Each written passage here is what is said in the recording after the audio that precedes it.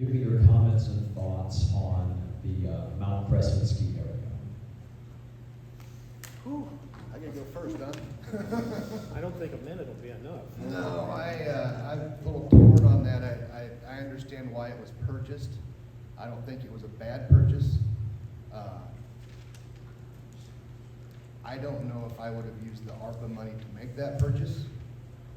I wasn't on the board at the time, so I wasn't privy to all the conversations that were had about that at the time. But just as an outsider looking in at the time, I would like to have seen a lot more of that ARPA money go out to the smaller communities. All the communities, not just the smaller ones, I should say, but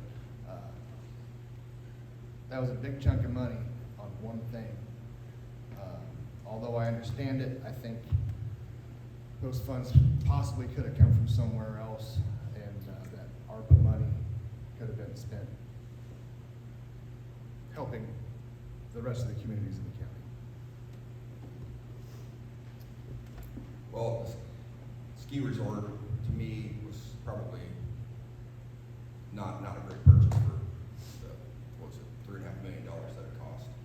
It made the local news, and it was also on Fox News about how they couldn't believe somebody, the county would purchase a ski resort. And nobody is gonna manage it. Who manages that? So that's the big thing, is that as a taxpayer, I wanna know where my funds are going, how they're being used, and that right there is basically, I don't even know what's happening over there. I see reports on that. If it's making money, great, but in my opinion, businesses like ski resorts should be left in private hands and not in small governments or small boards of supervisors. They need to take that money. They could take that money and they could have paved some roads, that would actually help people. And if we wanted to give some money to help the ski resort if it's struggling, they said it was struggling forever, and then all of a sudden, Pot County gets it and we're doing great. Doesn't make any sense.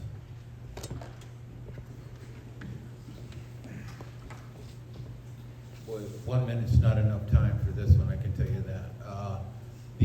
The purchase of the property that also included the ski hills was about an 87, 90 acre parcel. So it was more than, 106. is that what it was, 106? 106. It was more than just the ski hills. There was acres there that we turned into walking trails and that kind of thing. I will tell you that the discussions that we had before we purchased this property, as a board, we weren't ready to go until the ARPA changed the rules and allowed us to use those funds to purchase the additional property for Hitchcock Nature Area. I can say that expanded our recreational opportunities over the last couple of years that has been in operation. There is a $500,000 increase in revenue over expenses, so it's not costing the taxpayers any money to fund that. We didn't use any taxpayer. Okay, we used $2 million of the ARPA funds. 1.5 of it came from Iowa West. This was over 100 acres, so 35 of it is a ski area. The conservation in Pottawattamie County, we rank about 45th on the amount of land. And the state really wants to see us get more parks in our area for people to get out into. This has been a dream of conservation for as long as I've been involved with them.